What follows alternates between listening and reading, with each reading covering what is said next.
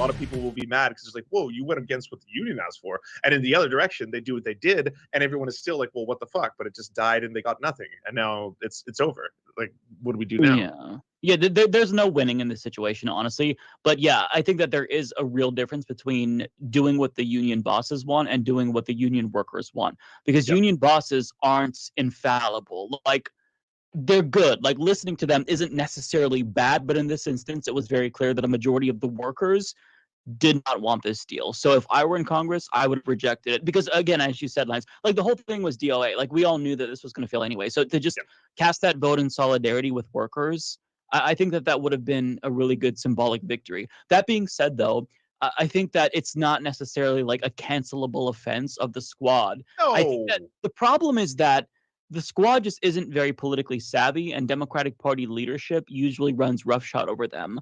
And that's really the core issue. They need to get more savvy and strategic. But again, like, it was lose all around, because it was going to die. It's just a shitty situation. And since we're talking about this, I just want to add that Biden does have the authority to sign an executive order where he guarantees sick leave by simply saying, we're not going to contract with any company that doesn't offer at least 7 paid sick days.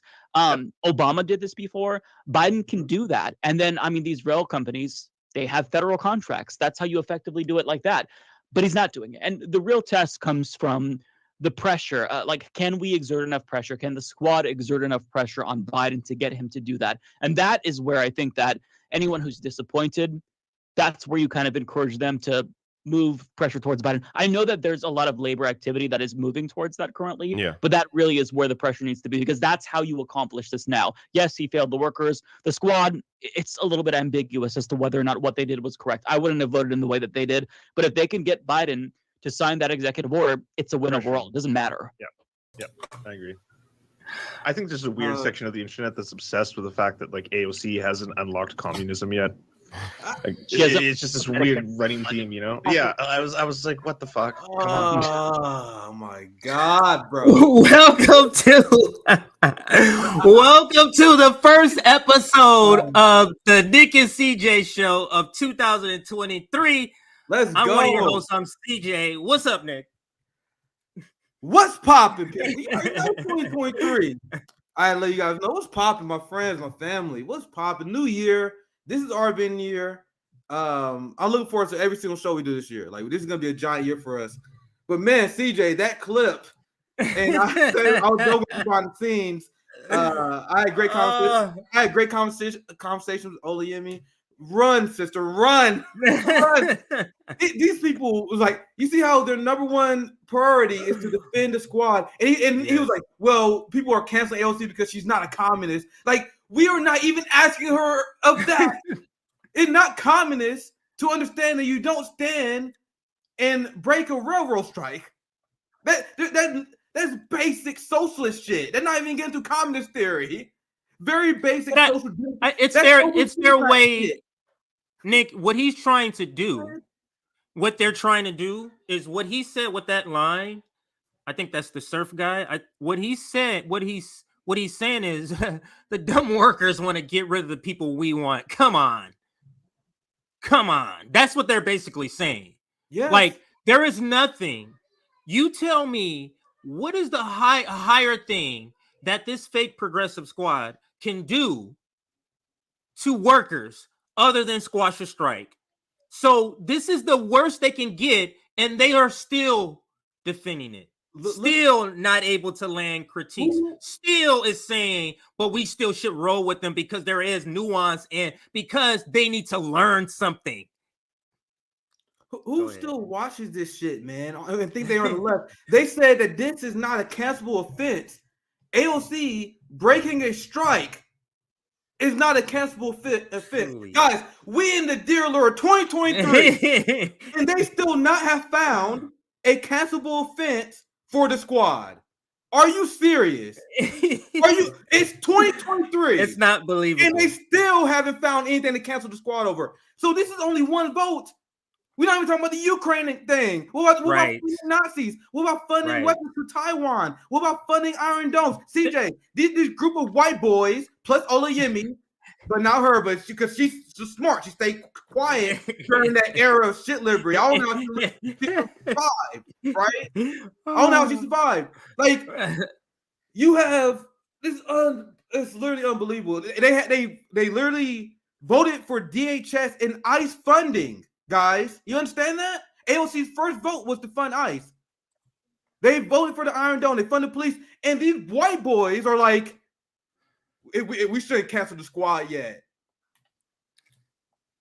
Even with this vote, this one vote alone is a cancelable offense. But in 2023, despite all their votes, they're still not cancelable.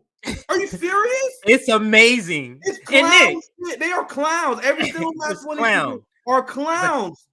Are clowns. They still not canceled. And then look at the high level political analysis you get from what was that, Mike Figueredo, right? He was like, well, we got to find a way to pressure Biden in the squad.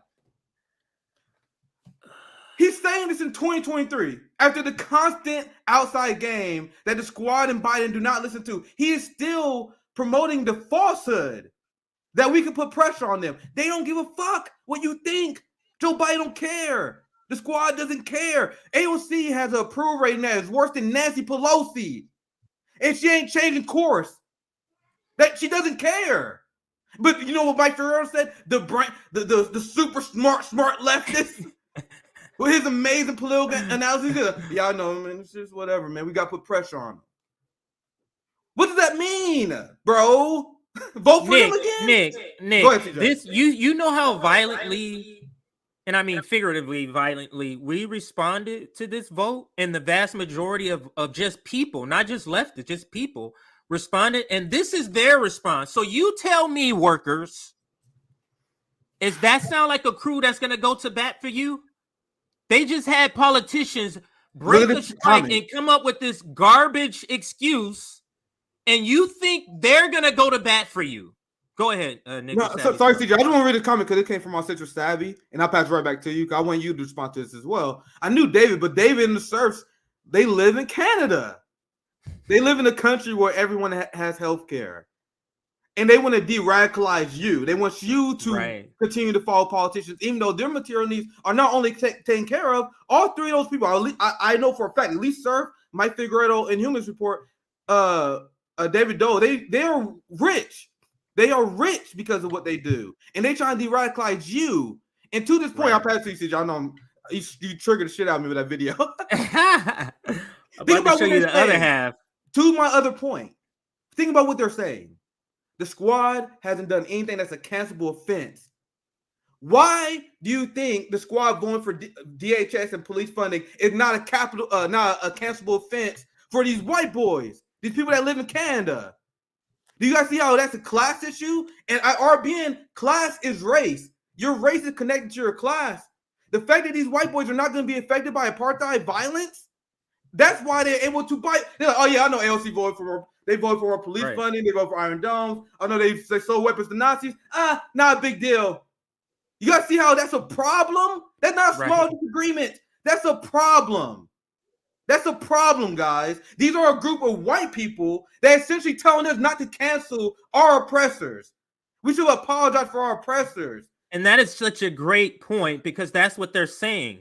Don't cancel our oppressor. These would be the people that's saying don't cancel slave owners.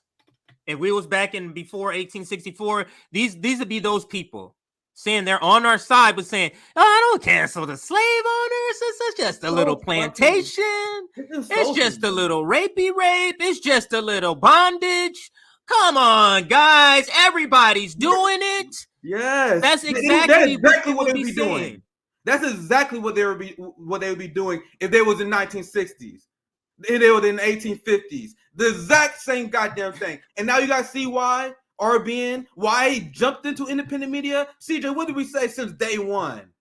We were looking at these clowns who called themselves on the left, a bunch of white dudes. That's independent left media. A bunch of white dudes who don't give a fuck about state violence. Right. Look at Sam Cedar. What did he say in that debate with Jackson Hinkle? He was like, I don't give a fuck if the state is this. They don't care about Palestinians being bombed. and kill. They don't care about black people in the police state in the United States and indigenous and brown people. They don't care about these things. These are just things just to kind of pontificate on as they're having lunch. You get what I'm saying? It's not at all materially manifest itself into anything for them. It's just a conversation. Go ahead. I have a theory. I will raise that. I will say it's worse than that. It's worse than that because these are the people who will call us divisive. Oh my God! Think about CJ. What we criticize all the time? Oh, RBN going after progressives. Else, they're RBN always calling out progressives. They're always left infighting. It is not left infighting. You see how they literally make our issues insignificant. So when I criticize the squad for funding the police more, that is a deeply serious issue. But for them, it's just petty left infighting. But Lexington would be anti-trans though. Oh my God, it's over. It's over. And I'm you guys know I stay in solidarity with the trans community. But they literally tell us every single fucking day. Why do you think that is? Why do you think that is? You think it's because like they being part of the white culture, they value police keeping us over here, those people over there. They are just the same as these right-wing people. They are literally the same, Nick. They have slightly different takes on the same violence, and they think they're somebody different. I'm a fucking progressive. I call them liberals, and I don't give a fuck if they get offended by it. Yeah, I don't give a fuck. What are you doing that's so different than the Lauren Boeberts? How are you so different? How are you so different than Hakeem Jeffries? What's different about you, Mike? Mike from Humanist Report. That clip is no different. CJ, I'm telling you, that clip is no different from MAGA communism. That shit is the same fucking thing to me. It's the same level of stupidity that you see on that damn stream. Let me actually read my caption and actually play you the first part. I started with the second part. I didn't want to. Yeah. This is what I said. I said, this is the question asked in the beginning of the video. That's why I want to show you. The question posed is, was the squad correct with their vote on the railroad strike? Now, the professional managerial class absolutely refuses to directly and sufficiently critique the squad. And then here's the panel of clowns that I tagged. Workers are literally doomed. Yeah, these are the people. Doomed if these are the people that's supposed to be advocating for us in the electoral politics. Absolutely, TJ. We are doomed, okay? Listen to this. Absolutely. This is going to be about the railroad strikes. The question comes from Belly Bean, and they ask, was the squad correct with their votes on the railroad strike? They worked with the unions to so initially I thought it was dumb like everybody else, but then I was reading from labor reporters, not just random people like Jonah Furman, who is a great labor reporter. He said that the reason they voted that way is because unions told them basically to. Now, when communists and real socialists like they're on this channel, when we heard that 3 seconds, we said, get the fuck out of here with that bullshit.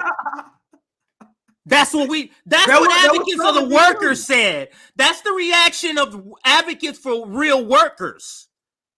I'm sorry, I said that wrong. That's real advocates for workers. That was the same response Shama said. Get the fuck. She said, what in the fuck? What did she say? What in the fuck did you say? That was the response. But listen to how their response.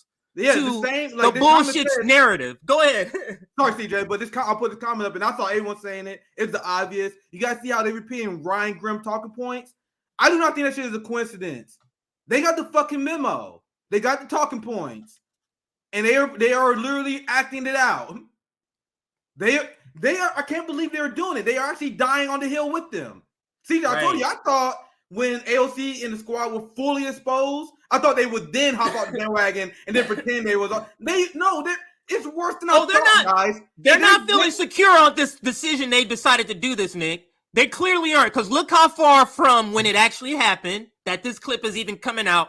Look how short the clip is. And don't think it's not a coincidence that Ole did not lay into this nonsense here. I'm just saying, come on. And they're not even secure on their own.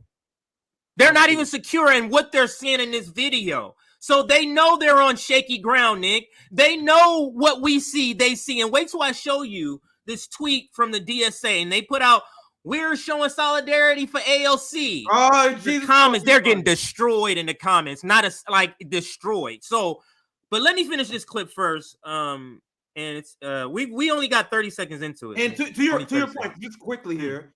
Go ahead. Point, you see how shaky they are? Do you guys remember Ryan Graham versus Shama?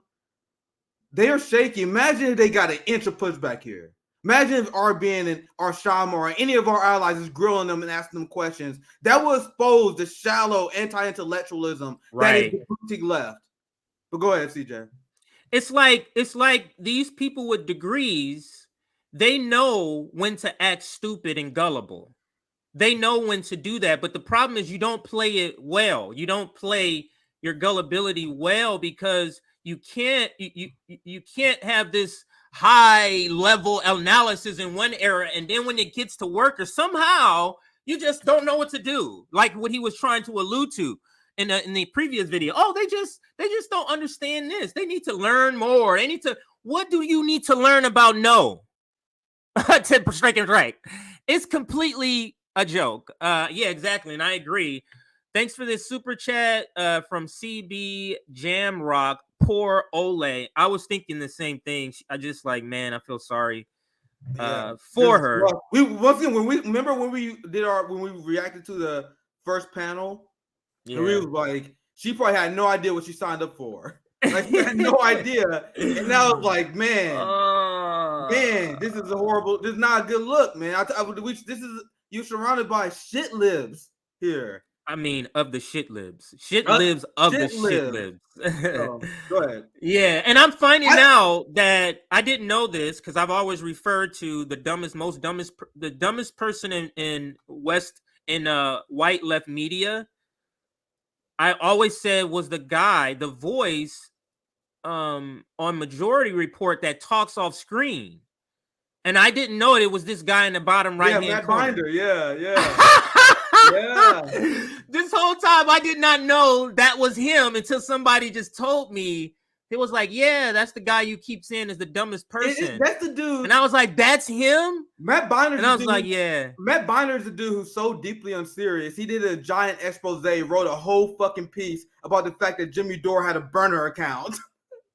That's how serious this fucking guy is. He did a whole segment about the fact that Jimmy Dore, like everyone else, has a alt account on Twitter. I have like 7 accounts. What is he talking about? Everyone got alts, motherfucker, and he did a whole story over it. That's how serious these people are. Go ahead, CJ. God, dog. That's eye opening. But let's listen to the rest of the I think Matt Leach. It has another person on the Majority Report. All right, I'm sorry. I think I might be mistaken. It could be mixed up. Like I said, somebody told me this. Maybe they got it wrong. Matt Leach. My bad, guys. I apologize. I always get those people confused. Okay, so maybe that's what that person said too. I thought they meant this person, but maybe there's another person. No, so that's Matt Leach. I got them confused. I always do this. So it's still a funny story though, right? Matt Leach from the Majority Report. But go ahead, CJ. Okay. All right. So let's play the rest of this. All right. Let me know when you want to stop. People like Jonah Furman, who is a great labor reporter. He said that the reason they voted that way is because unions told them basically to the idea was they wanted to put up this amendment to add sick days to the Senate, and to do that it has to pass in the House. So the idea was for them to vote for it. Now you could argue, well, then why didn't Rashida Tlaib vote with it? Mm-hmm. And I think I think in terms of strategy she was correct not to vote with it, but apparently the other members that's why they voted that way. It isn't to say it was a good strategy or defensive, it's just to explain why they voted that way. Yeah. You hear the lack of robust conversation. People like wanting to chime in. That's them being demonstrated of this conversation. Go ahead. Compare this to any RBN roundtable. When we chime in, it's lively. So that's how you know these people. And I know for a fact, David Doe and Mike Figueredo, they like do tape videos all alone where they got everything written, bullet pointing out. And these panels expose that these people are not good on thinking on the fly. They're not good at having dynamic left conversations. On RBN, we been having Fiorella on, we had Misty on, Jimmy on, we had a bunch of people on, Black Agenda Report on, Graves on people. Well, we had countless activists on, and we just the conversation flowed. We were like, damn, 2 hours just went by. You see how stiff and rigid it is? And CJ, remember what we said when we looked at the first video where Olayemi carried that entire fucking show? Olayemi was the only one in that first episode. She talked, and people in the comments was mad. It was like, "Oh my god, Olayemi was talking so much," and then that's why she was muted now because they probably like, "Yo, don't talk so much this time," because Olayemi was like just flowing. These people are so stiff. They don't know what to say. They not sure of themselves. They're trying to make sure they get the right talking points out. Intellectual laziness is a big part of it. I see you, Zombie. That's a good comment. That's a good comment there. But go ahead, CJ. Let's continue. Yeah, the intellectual laziness. That's exactly because what did David Dole just allude to right here? He said he had to wait until a labor reporter that he trusts said something about it. the ones that's part of the managerial. Like, hey, what do we need, Nick? I don't give a fuck what's written in a motherfucking magazine. Who gives a fuck, nigga? You vote no. Like you don't get the fuck out of here with this. Oh, we had to wait to what? No. And then this is what the thing, Nick. They're talking about labor leadership said to do this. Now, who doesn't know that labor leadership is not in bed with the Democrats? Like, who doesn't know that? And these are supposed to be the advocates of workers? These people? This is what no Marxist analysis does to a motherfuckers, guys. All these people are proud social democrats. And this is what no Marxist analysis does to a motherfucker. I promise you. And I'm glad that this video exists because they are proving me right. What I've been saying for last 2 years in RBN, telling you guys about the intellectual laziness of social democrats. But go ahead, CJ. Yeah, and it's like because they made the calculation that we're not doing anything to jeopardize anything with AOC or any elected progressive whatsoever. So everything beyond that just falls in line. So whatever that is, everything behind that just falls in line. And let's continue with the video. Have you seen the Shama Sawant versus Ryan Grimm debate on this? No. It got pretty down to the core at it. Now, do you at all believe that bullshit? That the person you talking about, everybody in left media knows when a Bad Faith podcast is coming out. I don't care if you radical like us or you, Sam, you know that Brianna Joy Gray is dropping. And they're trying to tell us, Nick, not only that because it's Brianna Joy Gray, but the fact that Shama is on the air. What left person don't go see the latest content that Shama has done on the interview? Trying to pretend. That's what they're trying to tell you. Then on top of that, it's 3 things, Nick. Then on top of that, the reaction to what happened in that episode, they're trying to say they didn't come across it. That's what they're trying to tell us. Out of here. This is unbelievable. Go ahead, see. This is unbelievable. Jesus. All right, let's play. But this is unbelievable. So he asked this question, and they all say, "Oh no, I didn't see it." I want you guys to know the reason why they say that because they can't expose their boy Ryan Grimm and their weak ideas. Because if they say they saw it, then they would have to react to the points that Shama was making. They don't want to do that shit. They knew Shama was on fire. I don't buy for one goddamn second they didn't see that. Like Tabby said, the clip went viral. That shit was everywhere. Everywhere. And then all the people know they're just lying. Like Olayemi and Brian Gray are fucking friends. All right, so we didn't see that, but go ahead, CJ. Are y'all guys serious? Nick? Yeah, go ahead. You can go ahead the video. I can't hear anything. Yeah, try to refresh. Oh, now I hear you. Oh, I thought you were talking. My bad. Sorry. Yeah. I wasn't looking at the screen. All right, so here we go. Explain why they voted that way. Yeah. Have you seen the Shama Sawant versus Ryan Grimm debate on this? No. It got pretty down to the core at it. They knew going into this, a lot of the people, like not the. Remember what I said about the intellectual laziness? Why wouldn't you want to check that out? I'm asking you guys. We watched it. I'm a fan of Ryan Grimm. right? Because I knew this would be like, especially as a commentator. If you're an ordinary person, it's whatever, right? But if your job is to educate people, shouldn't you have intellectual curiosity? Like, I mean, like you don't want to see Ryan Graham versus Shaman debate these issues. You don't want to hear any debate over the labor issue. And why wouldn't you want to do content on that? Wouldn't you want to be looking at that into that to do content? And David, think about CJ. David was like, y'all read up on labor reporters. You read up on quote unquote labor reporters, but you didn't watch this?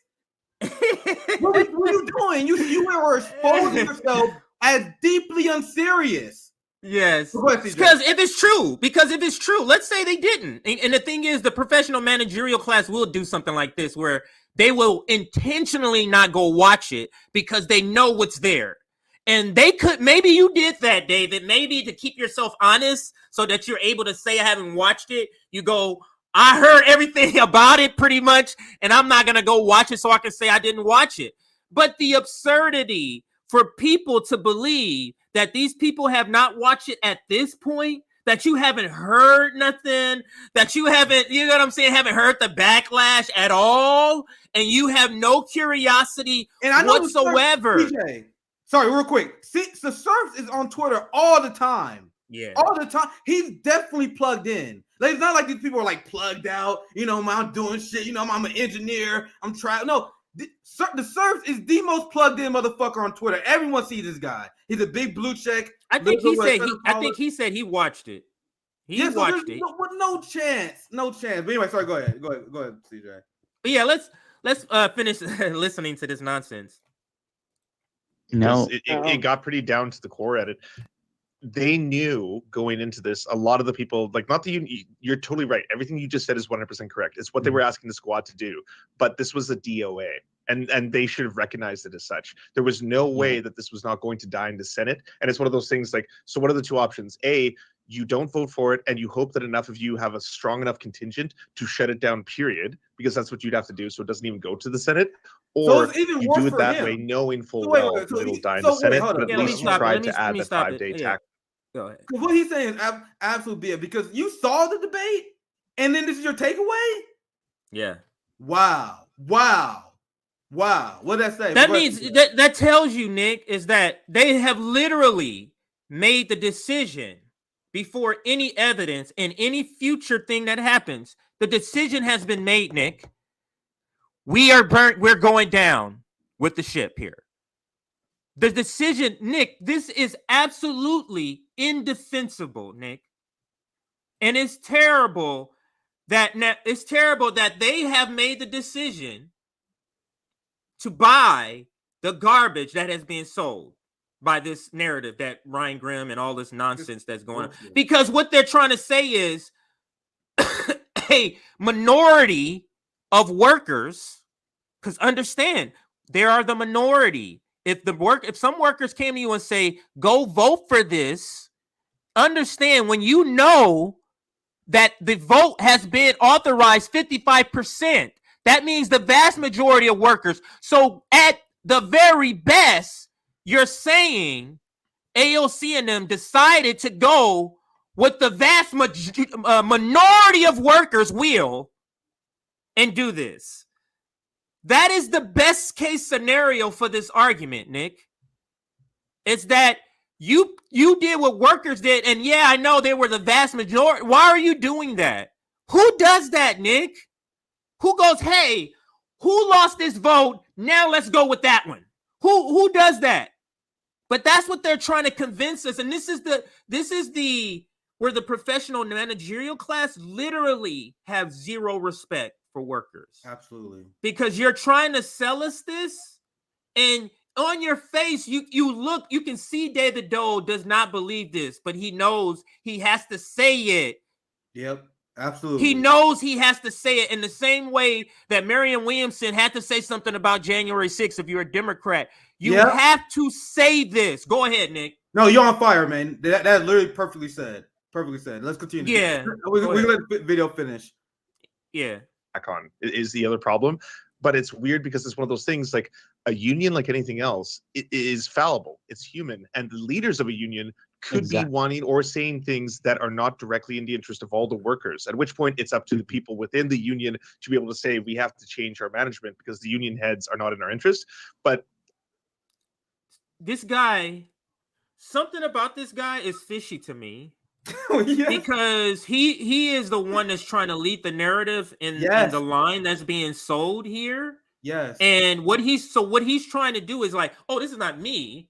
This is the logic. This is the professional managerial class trying to sell workers because they think we're stupid on this nonsensical logic here. Absolutely, CJ. That's what he's trying to do, and it's offensive to me.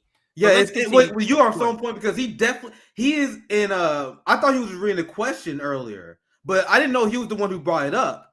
So he brought the Shama Sawant Ryan Grimm conversation up himself to steer it this way.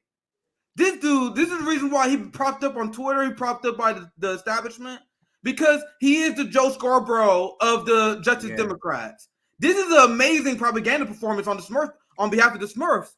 Like what he's doing here is high-level propaganda skill. Wait. That's why it makes you so mad. Serfs. I think it's the serfs. Well, said the Smurfs. You said the Smurfs. I didn't mean no disrespect. I don't know anything like that, but let's continue. Okay, let's continue. Okay. There's a lot of people within the union who are very upset about what happened because they thought they should have just not voted for it at all. So, and from a political standpoint, it's a nightmare no matter what. If you're a progressive, if you're a squad member, it's lose-lose in both directions. It's either I do what I think is best in opposition to what the union bosses are asking for because I know it's DOA. So I say I'm not voting for this in the House, so it never makes it to the Senate. He just literally carved out their excuse. And he is trying to say, Nick, that they have a lose-lose. Either they vote for it or vote against it. It's no lose-lose. It's a win if you vote against it. So what he's saying is, if they voted against it, they would have been somehow voted against what workers wanted, even though that's 50% of the vote came out. Somehow that would be voting against what workers want. That's what they're trying to sell, and it's a pretty terrible job that they're doing at it, trying to sell this. Put that back up there, the Sabby one, if you have it. If not, that's cool. Damn Nick doing the Smurf dirty. Reminder: David Dole ran a Green Party as a Green Party candidate. Absolutely, Sabby. And that's the same with I wouldn't be surprised if that wasn't the same as Mike. I gotta turn my camera off for a second because my brother's around here. But no, that's the same as Mike Figueredo. Remember when you did that segment showing him on Jimmy Dore show? Yes. Where he was definitely to the left of where he is now. So I don't know David that well, but I can see that being a similar thing where he ran as a Green Party candidate. Then he on YouTube started making that bread too money. And now he did that. Now he's a Justice Democrat apologist, even though he lives in fucking Canada. Like, shouldn't he be doing statements critical of Trudeau, sir? But go ahead. He does it every now and then, like once every 6 months. But let me add this in because we can do this quick because this can be part of the story. We're going to do it separate. But DSA of America stand in solidarity with our endorsed member, Congresswoman Alexandria Ocasio-Cortez, who courageously voted against expanding ICE and law enforcement funding and a massive military spending increase. This is the statement they put out in solidarity. They wrote it all the way out, and then they attached the actual statement here. But literally, people call this out from day one. And here's our sister Sabby right here. The first comment: this organization is a joke. That's Sabby. And let's continue with a couple of comments, Nick. Nobody's buying this. You're full of it. She was the token one who did the right thing. How about the rest of the squad? Glad I abandoned DSA after volunteering for some petition signing shifts in 2020. DSA is absolute shit. After you get done showing this, I'm gonna show you guys the recent tweet that they put out showing that they do this rotating hero bullshit, and they are propagandists for the Democratic Party. They are not ridiculous. There's no forgiving that shit. But go ahead, CJ. I'll just read a couple more. Fake aggressives. AOC also courageously voted for breaking a railroad strike, denying them 7 sick days, funding the Ukrainian proxy war, selling bombs to kill Yemen children, funding Israel apartheid, and let's not forget, not bring a Medicare for all to the floor vote. You got a real keeper. Just nobody, Nick. And I'm just going to read maybe 3 more. Let me read 3 more. Here goes another one. Solidarity with a strikebreaker? Wow. What exactly can we expect from the DSA if you won't even stand behind rail workers demanding sick days? This is a farce. Another one. Do you stand with rail workers or AOC? Great question. And then here they just put a clown face there showing her walking away in her handcuffs, and I think that's a good way to walk away. I'm gonna tell you. Go ahead, Nick. Since we on the DSA, I'm gonna tell you guys. I was tweeting about today. The DSA is one. It's unbelievable. Like, they sold out the socialist movement to a degree I can't even put into words. Like, they are unapologetically defending the Democratic Party now and defending the squad. And remember what we described, the rotating hero, where here it is. I'm gonna pull this up. I'm gonna show you guys the tweet they put out. Here it is. I'm gonna show you how they know what their role is. So none of this shit is on accident. None of this shit that they do is on accident. This is DSA like 2-3 days ago. This is December 30th. Wow. After seeing all the socialist and communist critiques of AOC, by the way. I just want to emphasize it. So they know the critique out there. They know that people are upset about AOC in the squad. So what do? They tweet on December 30th. The Democratic Socialists of America stand in solidarity with our endorsed member, the strikebreaker, Alexandra Ocasio-Cortez, who courageously voted against expanding ICE and law enforcement funding and military spending increases. Remember what I told you guys about the rotating hero? And when they would, the same way that Cori Bush was the one who was allowed to vote against police funding, the same way that Pramila Jai, not Pramila, but Rashida Tlaib is allowed to vote against Israel because she's Palestinian, right? So the same way they do that, they had this rotating hero, so there's a one winner every single time. So then the propagandists come out and say, "Oh my God, look at how great the hero is now." So if and they gonna go, I'm gonna read the rest of this tweet.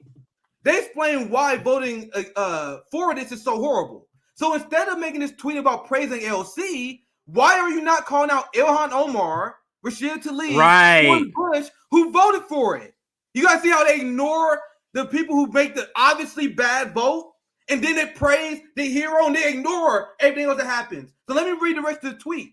And this is also what white left media does. Essentially, when they do something bad, they'll go, "Oh, Rashida Tlaib voted correctly on the bill," and it's like, are you going to comment on the rest of the people? No. Go ahead, Nick. So I'm going to read the tweet. So this tweet, and this shows that they are propagandists, because the tweet could easily read, it could be a call out for the squad who betrayed their members. This should be a tweet saying that we are dispelling Ilhan Omar and Rashida Tlaib for breaking their promise. So why, instead of making that tweet, they made a tweet praising AOC?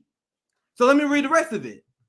After passing in the Senate last Thursday, the House on Friday approved of a $1.7 trillion package, and it said AOC is the sole Democratic vote against it. And Rashida Tlaib voting president. What are you leaving out? What are they leaving out? They're leaving out Cori Bush and Ilhan Omar, who voted for this. And Rashida Tlaib voting president is not a win. So then they explain why it's bad. And we did segments on this weeks ago, right? Of the 1.7 trillion, 770 billion was allocated to discretionary non-military funding.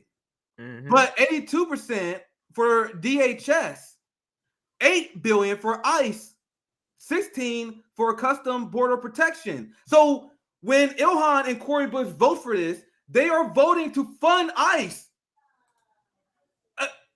And that is what they're critical of. But in this bill, in this tweet, they are saying AOC is doing the good thing for voting against. So isn't this damning? I'm not gonna read the rest of it because they just pretty much explain what we always do. But isn't that damning to see how they spin this story to make it a positive about these people that should have already been expelled? DSA should have expelled every single one of the squad members who voted against the strike. I guess Rashida Tlaib the only one who didn't vote for it? So she was the only one. She was a rotating hero for that vote. Yeah, she was the hero at that time. So anyway, I'll move on. I'll pass it back to you, CJ, because that's a very damning part. But we can move on to the next segment.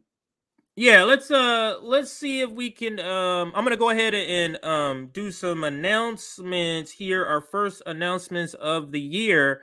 So let's do a couple of things here. One, shout out to our editor, and we just completed our first month with her, and the money that we raised, Nick already knows this, but the money we raised to pay staff, we're going to be using that. So we want to thank all of our audience, those who contributed, and some people are still money is still trickling in. So if you want to help RBN pay our staff, here's our Venmo and our Cash App.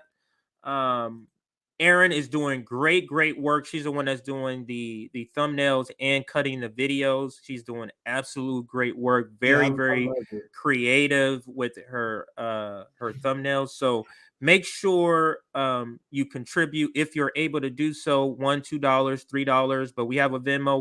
We have a Cash App.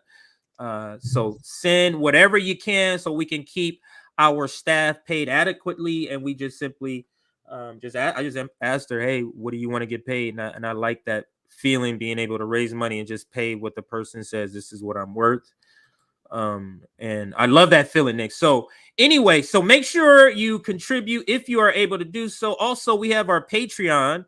If you're able to contribute, it's scrolling right there at the bottom. If you're able to contribute monthly, please do so, because the more Patreon subscribers, the more stability we have, and we can do more. And we're going to be doing a lot more chapters we'll be launching this year. Just a lot of stuff we're going to be doing. And it takes a village to kind of do the work that we want to do. So all of your support is greatly appreciated. Join our Substack. If you want access to our Discord, I'll send that link out later tonight. Or if you want notifications when we go live or when we upload clips, we try to do 3 or 4 every day, like Monday through Friday. We try to do like 3 or 4 clips. So if you want to get the links directly to those clips so you don't have to search, join our Substack and we'll get those links to you along with the Discord link. We're at 166 likes and 400 people watching. Let's catch up. Let's get to 350. That's 200. That's about 175 more. So can we get 175 more viewers to click that like button just to get us over to 350? We got plenty of people watching right now. Happy New Year. What does that say? Yeah, and I big shout out to everyone who's been leaving New Year super chats. We see you all. And we'll go through all the super chats after the next segment or so. So yeah, we could go to. You want to do a quick one? I have a quick one ready, or if you got something ready to start, go. That was a fun segment. So we can unless you have other plans, we can do Lula. Let's do that, and then we can do another story that you have. Yeah, we'll do a short one. I want to do the short where we show the cops. Yeah, the cops killing the 2 teenagers. I want to show the recklessness of that. So we'll do Lula, and then we'll do the cop story with the killing the 2 teens. So that's the 2 stories that are coming up, Nick, and I'll pass it back to you, sir. So today, Lula is now the official president of Brazil. Now, we did a video, we did breakdowns. Lula is no communist. Lula is not as socialist as we want him to be. But people who are being I understand the need to criticize Lula, but this is a giant moment in geopolitical politics. Even with all the criticism of Lula, and I'm gonna explain to you guys why. Let me show you guys something here. And I'm also gonna explain how Bolsonaro is in Florida now with the Gustavo. So, guys, I've been following the Brazil story because I've always been Brazilian culture. I've been training Brazilian jiu-jitsu since I was like 18. So Brazil always been a country that I always had my eyes on. I used to train at Brazilian Academy in Kansas City. They now moved, but they used to have a lot of Brazilians. I was always like close to Brazilian culture. There are actually a lot of Brazilians in Kansas City. They have a large Brazilian community here. So the Brazil thing has been something I've been paying attention to quite some time. And Bolsonaro is one of the worst genocidal fascists. He's a Zionist supporter. He's a bootlicker of the United States and their companies. He has committed a genocide against the indigenous people of Brazil. I know because I spoke to indigenous activists in Brazil. Josana helped me get those conversations with them. Shout out to our sisters Josana. She also hired militiamen to attack people who was pro-Nicolas Maduro supporters in Venezuela. Now, Lula is in favor of normalizing those relations. Lula stands in solidarity with the Palestinian people, despite the fact Bolsonaro was a hardcore Israel bootlicker and lover. Guys, despite the fact that Lula is no communist and no socialist, and we have critiques of him, which is fair because he's a politician, right? These things on the geopolitical stage are without a doubt a big deal and should be celebrated among the global working class with the knowledge. And this is what Josana said, our sister, our anarchist sister, and there are communists in Brazil I talked to who support Lula with the mentality of we're going to continue to push this motherfucker. Right? But you want to know what the communist, that's very key to understand. The communists on the ground in Brazil supported Lula in this race, and they understood what's going on. They understood. If Lula portrays, they're gonna get that motherfucker. Not the hero worship that you see in the United States. It's different, right? So Bolsonaro is such a dangerous man. The left had to unite and especially get Lula, the guy who created BRICS, the guy who wanted to end hunger in Brazil. The first thing he did as president was end privatization. That he's already signed the order. He already doing the work that the leftists want him to do in privatization. Now you're gonna. I think it's very curious. I want to say this part. You said Bolsonaro's in Florida, and you spoke about this, and you was like, Florida has some of the highest levels of class traitors from Cuba in Florida, and I find it very curious. That's where he goes. No idea. I find it very curious that he lands in Florida, where it happens to be all the other sort of class traitors. Why you guys think these extreme right-wing terrorists in South America, and that's what we call them, because they literally execute their opposition. The Condors? Are you guys serious? These people are fucking psychopaths. The right wing in South America was violent thugs, right? So they do the bidding of the West, knowing they already had to retreat. They always have a retreat in the United States. So that's why they're violent. That's why they're extremists. That's why people like Juan Guaido, like I see Tim Buck said, Juan Guaido, he lives in Florida. He had a failed coup attempt, and to the point, and I'm gonna show you guys this later. Brazil voted to disband their party. Yeah, I saw that. So it's over. So the Brazilian people hated Guaido. He can't even go outside without being attacked. But the right wing in Brazil and the Black Agenda Report does a great job breaking this down. It's largely white and the bourgeoisie class, and then they always move to Florida. They always move to the Western countries because they always sell out their own people. They always, and I want to show you guys this because I want to get back to. I want to show something else that has extreme significance because I saw someone asking about where you stand on the Russia issue, right? Now, you had DSA members, there's Social Democrats and Bernie Sanders and AOC and the Ukraine sycophants, the NATO left, was pretending they was happy that Lula won. Meanwhile, if Lula was in the United States and Lula had a YouTube channel, they would be calling him a Putin puppet. Yep. You guys understand that? Putin sympathizer. If he was a United States politician, the squad might be front and center trying to cancel him based on things he said about the Ukrainian war. So I'm going to show you guys a few headlines here. This show you some stance. Here it is. This is where he stands on geopolitical issues, which is the exact opposite of AOC, Bernie, and the squad, and the fake progressive left we have in the United States. Mm-hmm. Brazil Lula says Zelensky shares blame for Ukraine war. The weak progressives we have in the United States would never have the balls to say this. Never. They are Nazi supporting, funding war pigs. Now let me show you this. Imagine if Bernie Sanders of the squad did this, was openly friendly with Russia. During meeting, the president of Brazil confirmed his readiness to restart relations with the Russian Federation.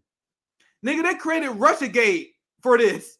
They literally smeared Bernie as a Russian puppet, and then Bernie went along with it, and then he started smearing his supporters as Russian puppets for doing half of this. So once again, we got criticism of Lula, right? He's a politician. No one's above criticism. But you cannot deny that him being critical of NATO, him wanting to expand BRICS, him standing with Palestinians, these are significant things on the geopolitical world stage. I cannot stress enough how significant that is. Brazil has over half of the population in South America. And Lula does not have Zelensky derangement syndrome. I mean, sorry, Putin derangement syndrome. He doesn't have Putin derangement syndrome. Right. That's giant. It's hard for people, Nick, in the United States to grasp the ability to critique and to critique somebody who's on your side, who's on your side. Like if you consider Lula a leftist, if you consider him left of center, you consider him on your side. You get what I'm saying? Like that, like it's such a hard thing to do because people view it the same as our politicians, and you just can't compare the two. Like Lula is religious, but Lula is literally miles to the left of the most leftist politician in the United States. That's what we have to sort of grasp. As Lula is what, anti-abortion, I believe Convo Couch said. Anti-abortion. And Lula is still light years ahead of Bernie Sanders. You know what I'm saying? So it's something that is hard for you Americans, in my opinion, to grasp sometimes. Remember the segment I did a while ago, and some people thought I was being hyperbolic, but I wasn't, and I'm still true. I said Lula makes Bernie Sanders look like Ronald Reagan, even with all the criticisms. Mm-hmm. He is firm in his belief that we should work with China, that we should build upon BRICS, right? Bernie Sanders in the squad repeat you should see. I don't got to say, but DSA sent out an unhinged anti-China tweet. Like you have the Bernie wing, the Bernie left, Ro Khanna, he was guilty of this too, where they repeat unhinged anti-China rhetoric. Meanwhile, Lula is like, let's build with these people. They do an amazing thing lifting people out of poverty. Why would we demonize them? Meanwhile, Bernie's doing the exact opposite. And you guys think they are on the same side of the Overton window? At least on foreign policy, especially. Because I would critique Lula as a social democrat. But you got to know why communists say Bernie Sanders is a centrist at best. Because Lula is a real social democrat. And then you got these U.S. social democrats, DSA types, who think they're socialists, but they're apologists of a capitalist empire. There's levels to this shit. And y'all and the US they're close. They're really sock Dems, but they think they're social. They call themselves social Dems. They're really just sock Dems. And that's the thing. That the thing about being a left, you always have to be the left, the most left. And that's what a left, that's like a thing that a left person, I guess, sees pride in. And this is the reason why they don't like us critiquing them, because we're to their left. You get what I'm saying? Like it's a pride thing, I guess. But I'm not offended by somebody being to my left, like Rome being to my left. That doesn't offend me. My first co-host I used to have, literally my very first show was a trans communist person. And I wasn't even a communist then. I was like, oh shit, I'm gonna have a communist on my host. That was my mind. I was like, that shit was dope. But anyway, like I don't know, people get very touchy about people being to the left because a lot of people think that being on the left is a moral virtue.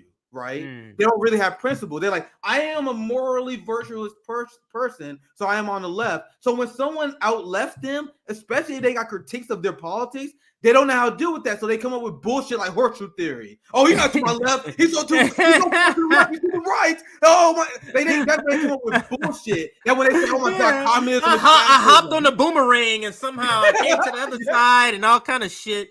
They make up, but go ahead, man.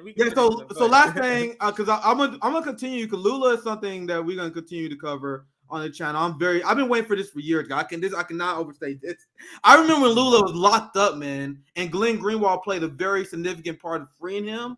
When the fact that Lula was locked up and later and became president, that's insane. That shows the will of the people in Brazil is so strong towards the proletariat. Even though they filled with a ton of evangelicals that's socially conservative, they have strong class solidarity. Brazil is literally a class war. That's why you have fucks like Neymar, Anderson Silva, Leota Machida, and Jose Aldo endorse Bolsonaro because they're rich. They're rich. Yeah, all the celebrities. You had the news media. Everyone loved Bolsonaro because it was rich. Meanwhile, you had I remember you told me a kickboxer or an MMA guy that you loved from that was Brazilian. They broke my heart, man. They broke my heart. Yeah, because I grew up watching people fight. But I'm gonna share my screen, my screen here, and then you can chime in, and then we can move on to the next segment because I'm gonna do some more Lula updates. We're gonna have Fiorella from the Convo Couch on either Tuesday or Wednesday. I would love to get Ben Norton on. I would love to try to get Ben Norton or even Glenn Greenwald, or we can cover some of their tweets because they've been really tweeting a lot of stuff. If you want to know like what's happening out there, Glenn Greenwald and Ben Norton, they have been tweeting a lot in the last like 48 hours about this is a big story. Yeah, so I'm working on that, CJ. We got some hitters coming. We got some hitters. For sure. We got some hitters. For sure. So this is what Ben said. The U.S. backed 2 coups in Brazil, installing far-right Bolsonaro in power. He stole huge sums of public money to fund his campaign and enrich his oligarch friends. Bolsonaro then fled justice and now living in Florida, the land of the Latino class traders. He just met with the supporters. Can you blow that video up? Let me see what his face looks like. Does he look like a disheveled? Does he look disheveled and like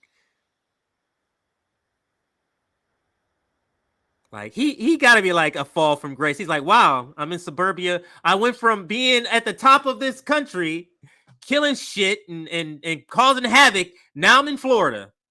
Yeah, and look at the neighborhood he is in, and look at the reception he is getting. You think that's a coincidence? Bolsonaro, rich as fuck in a U.S. suburb, that's where his people are. You gotta see how South American politics is way more serious than ours, where it's literally a class war. And it's same in Venezuela, same in Colombia. We cover all this, and Nicaragua as well. It's a class war throughout it all. And throughout that's what politics is there. They are recovering from the Cold War, which is the global class war that the United States waged, where they funded far-right extremists in South America to fight against socialism and communism and the rise of the global working class among the industrial age. So stop thinking about the culture wars and understand what politics is really about. Americans are so deeply unserious, they talk about fucking trans people in sports instead of the material reality of what's important. The class war. Which I'm glad that a lot of people in South America, this is why they get wins with social democrats, because they understand that. Last thoughts on this story, CJ?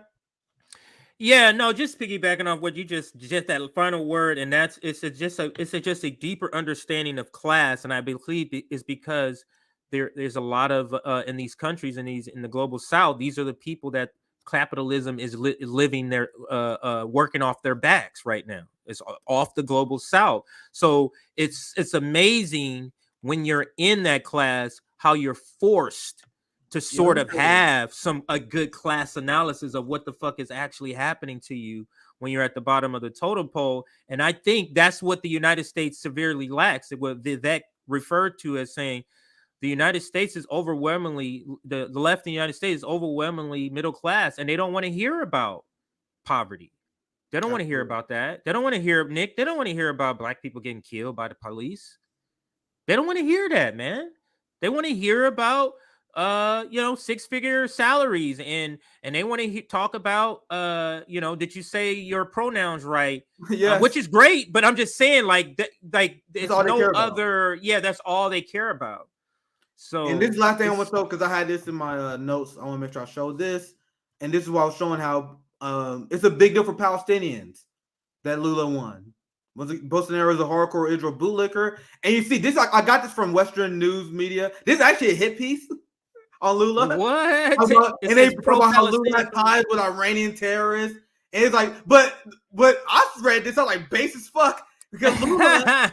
The reason why they are smearing him on this is because Lula called out the West aggression against Iran. He's been calling out sanctions on Iran.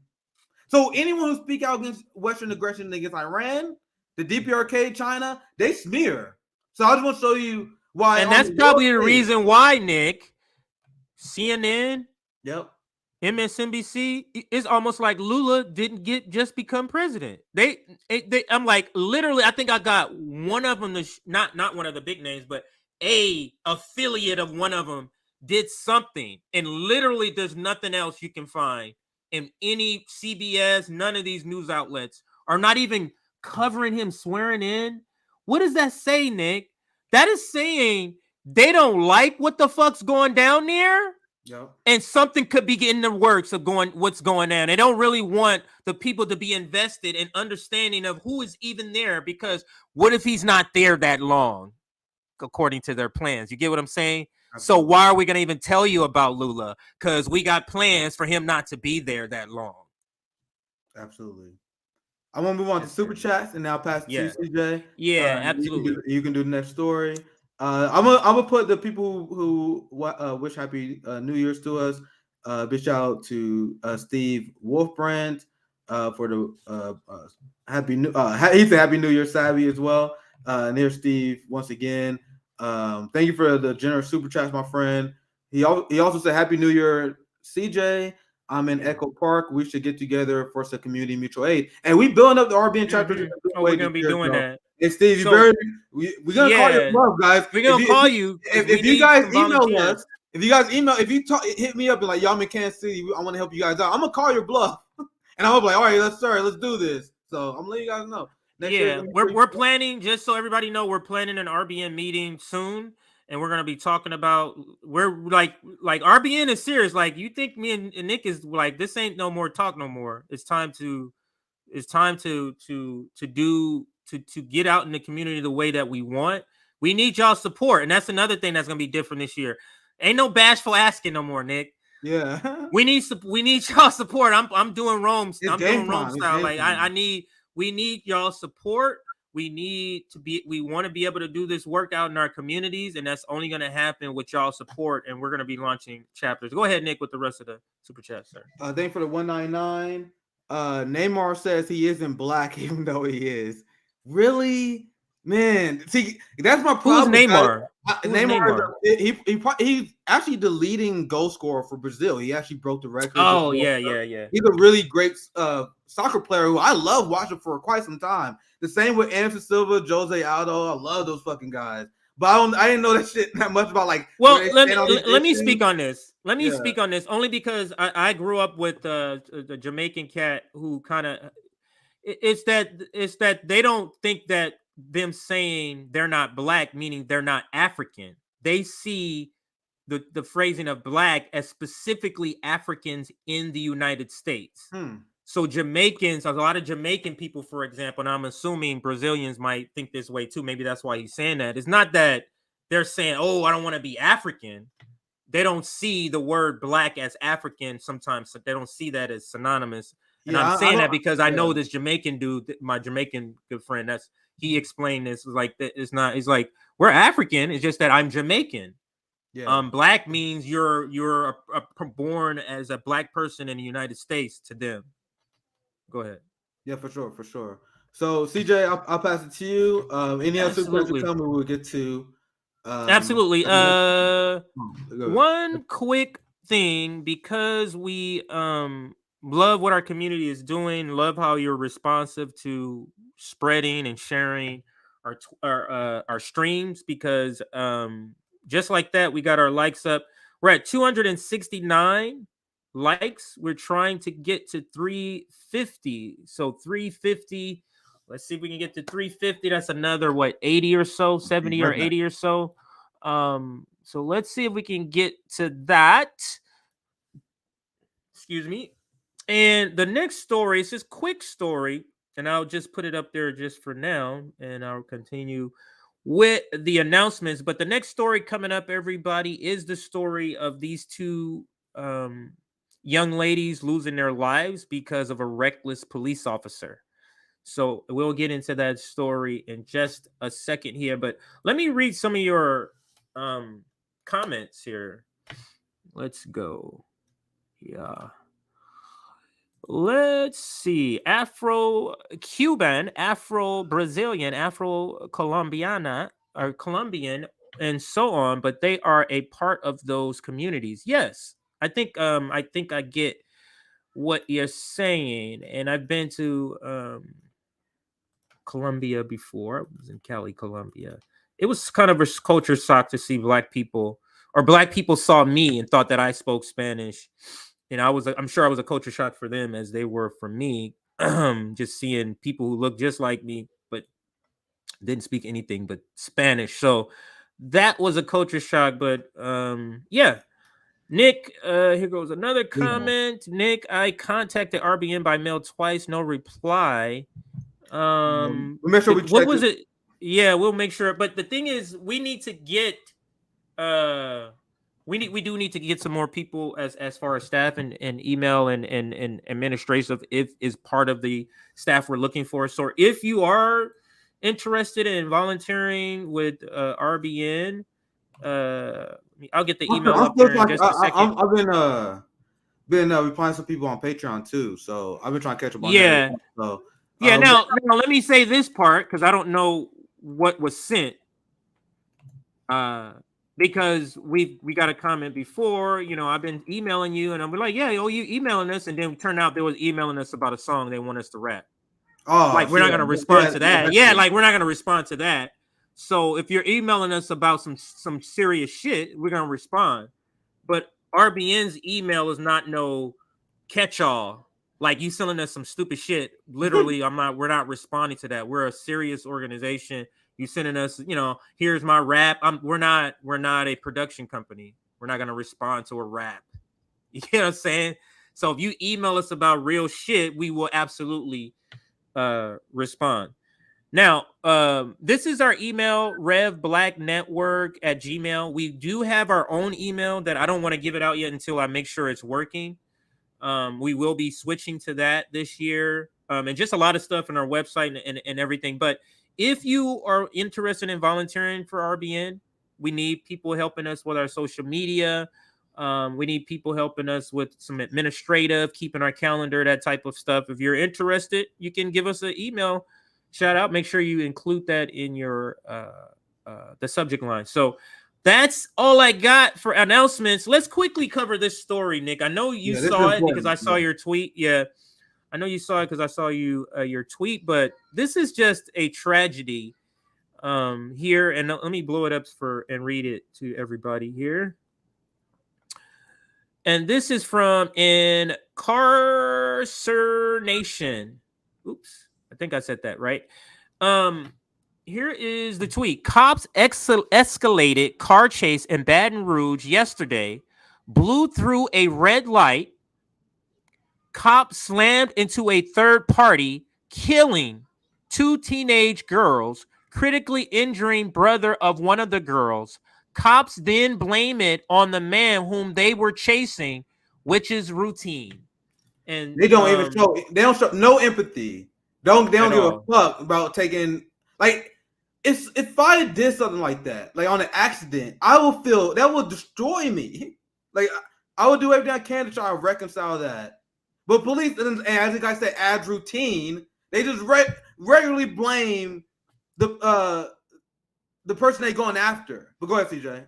Yeah, and to me, which is a complete joke. Like nobody like was it whatever you were chasing that person for? What is it? What is What that is it serious? worth their lives?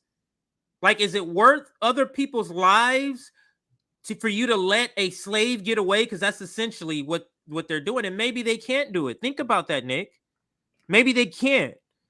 Let it go. Like, think about the slave catchers. You think they could let it go? Or they seethe? You get what I'm saying? Like, and it's a terrible thing. But let me bring up the actual article here. I do have the actual article, but these are the two young ladies that lost their lives to an unhinged police state that is completely unnecessary. And I'll just read a couple of details and then we can move on. This is a very short story. Suspect faces charges for teen's death. This is what they do, and they make they charge the suspect. Wow. Yeah, for teen's death. After high-speed chase, officer arrested over a deadly crash to it. So it looks like both of them. So I'm not gonna play the video. Let's because I don't want any copyright. Let's just read it.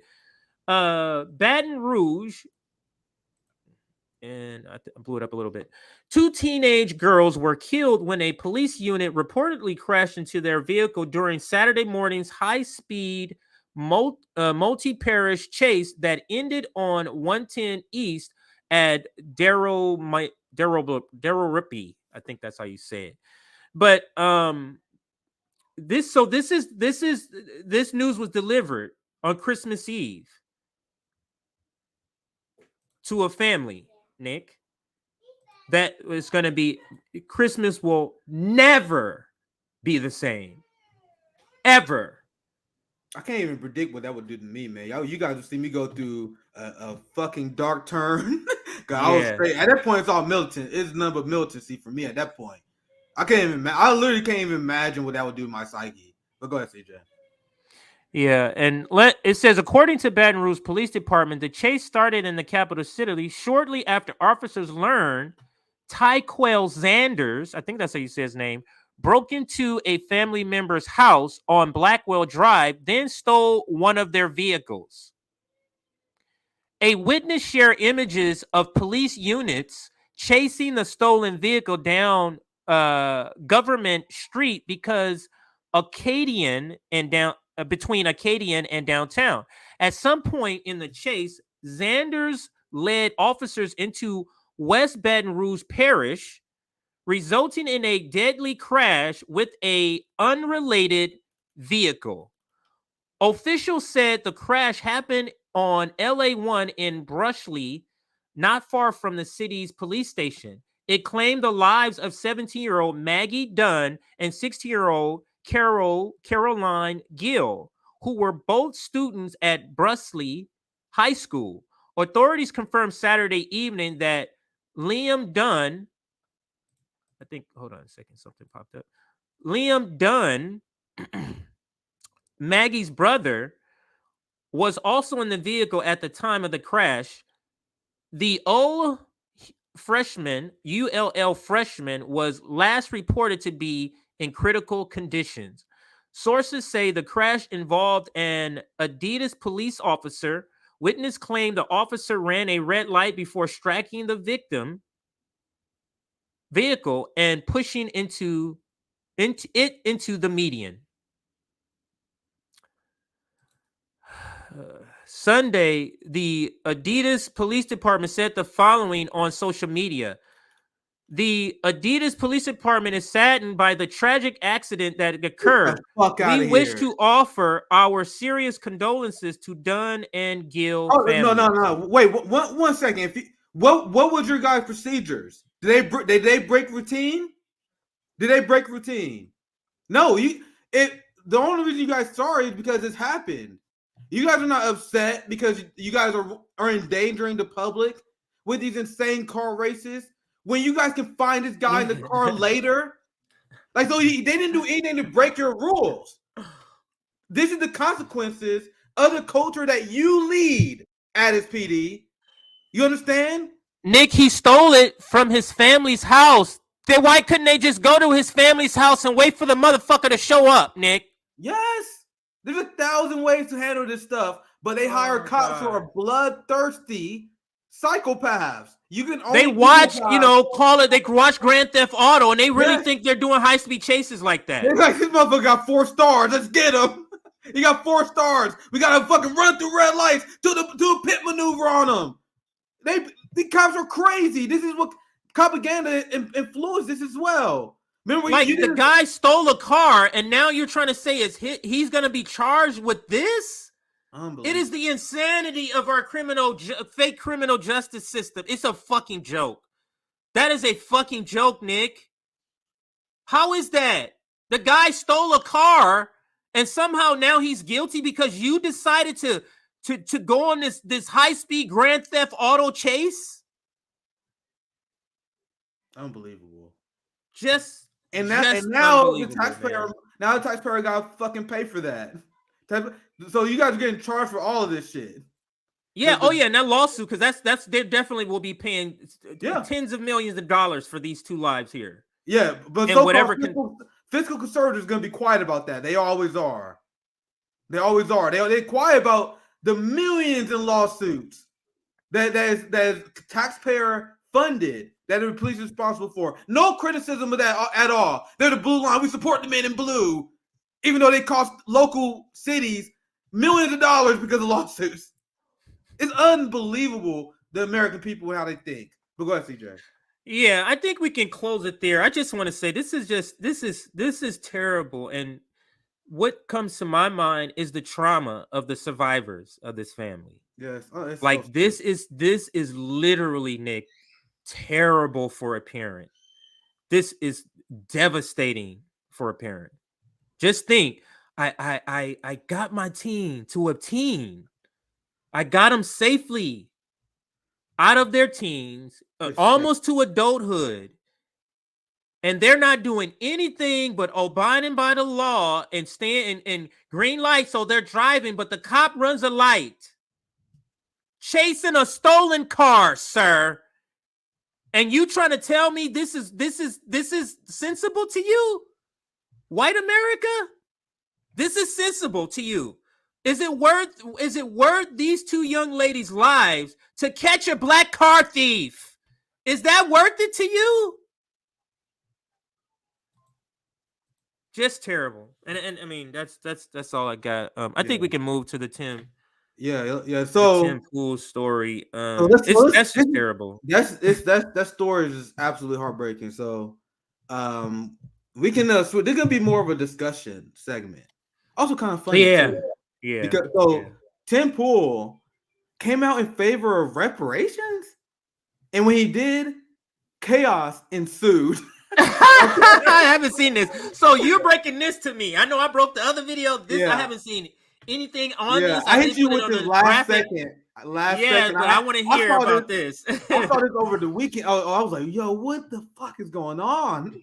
So Tim Pool is a guy who I haven't paid attention to much. A lot. I see he's a big culture warrior. Like I see on trend, and then it's always because of some culture war shit. And he says I'm a disinfected liberal, which is honestly pretty accurate. He is a liberal. Like when I look at his political views, the fact that he had no Marxist analysis. Tim Pool has 0 Marxist analysis. Whenever and to be fair, and I would say this as a caveat, I don't watch a lot of his stuff. So I see a lot of him. I see a lot of it when he's in controversy. So I do want to put that out there. So that's a fair thing. If he maybe do segments like that, I don't know. But anything I've seen about the dude is he culture warrior. He propping up right-wing talking points on social issues. Not really advocating for the workers. But he is, like a lot of independent media people, anti-war generally. And he says, "Oh, see, I'm populist because of that," which is easy to get to, in my opinion. So he says he's a disenfranchised liberal because he said, "I think the Democratic Party moved too far to the left." Whatever the fuck that means. So people was like, "Bro, the Democratic Party went too far to the left, even though they fund the cops more, they fund the military-industrial complex more, they fund the Zionists." I don't understand. How you guys reach these conclusions. It doesn't make sense. So I always considered him to be a deeply unserious person because of these things. But gotta get credit where credit is due. I don't know if this is a troll job, but I looked into it. It seems like it's legit. And once again, chaos absolutely ensued because I learned from reparations was trending after this. You had black Republican coons. Well, I'll break a few down like this motherfucker. Oh, Xavier. they came after him. You got black coons coming. Oh, yeah. ahead, I told you chaos ensued. I was like, I have to cover this. Like this is like the first impulse segment I ever did in my life. But this is a conversation because we've been strong advocates of reparations, and reparations is a conversation that the left must continue to engage in because we are on the right side here. There is a debt owed. Generational wealth is a real thing that you have benefited from if you're in upper class. We was denied generational wealth. The labor of our forefathers was stolen, and you had redlining, and you had increased interest rates, and you had civil asset forfeiture. There's literally so much evidence that we was financially attacked, not even just in slavery, but over the last 100 years. But the good news is, compared to the polling of reparations in the 90s, CJ, I am seeing a ton of turnaround. It's still not where it needs to be. I need to pull up the polls, but I saw a comparison. They're like, dude, reparations has skyrocketed, way more white support than it used to have. And reparations suffered because there would be a lot of these black coons that would speak out against it because they're trying to fit within black capitalist society. They want to fit within the bourgeoisie. So reparations are usually sit around like 70% black support. And black boomers drive that number down because they're class traders. A lot of them are. Young black people are strongly in support of reparations, and younger white people are more supportive of it, way more than older white people are. So when I saw this tweet, I thought it was interesting. Like Tim Pool, wow, I did not see that coming. He says, "Stop sending U.S. money to Ukraine and use it to pay reparations to descendants of slaves." So I'm gonna go through some responses here, and we can dissect them. But CJ, what's your initial reaction before I dive into that? I mean, the thing is, like, we really have to think outside of the box and stop thinking that reparations is a left thing. So if he's genuine and he's genuinely has a belief that reparations should be paid to African descendants of slaves, if he genuinely believed that, I don't think it's necessarily mind-boggling because he's a conservative or on the right. I mean, I don't know how he's classified because I don't. The reason why I find it know the least about. Go ahead. The reason why I find it mind-boggling because I'm gonna show you guys the comment. Tim Pool has a large right-wing following, and guys, Tim Pool in like 2 videos get more views than we get in an entire month. Yeah, like, he had like 40,000 likes. Yeah. Like, he's an insanely big name, and his support comes largely from the right. And even Tim Pool wouldn't deny that. No one would deny that. That's literally just an objective fact. So Tim Pool come out with that. That's why it's surprised me. Like I'm like, what? And that's what's. And I wouldn't necessarily say it's surprising. I think it's a great, sort of like effect of a person like Tim Pool saying something like this. Because it could open up the eyes of so many other white people. And this is what we need white people doing. Engaging on things like reparations with their family and tweeting about it. That's what we need you to do. Go ahead. Yeah, PJ, to that point, reparations was trending after this. And I saw a lot of black academia. I saw a lot of black activists then responding to right wing. Like this led to a debate. So no matter what Tim Pool's intentions are, like, there's a small chance he did this because he just want clicks. He want to be controversial. Yeah. I don't know to do like that. But him doing that is good regardless for this movement because reparations is a movement. Is I believe it to my core. We are in the right on this.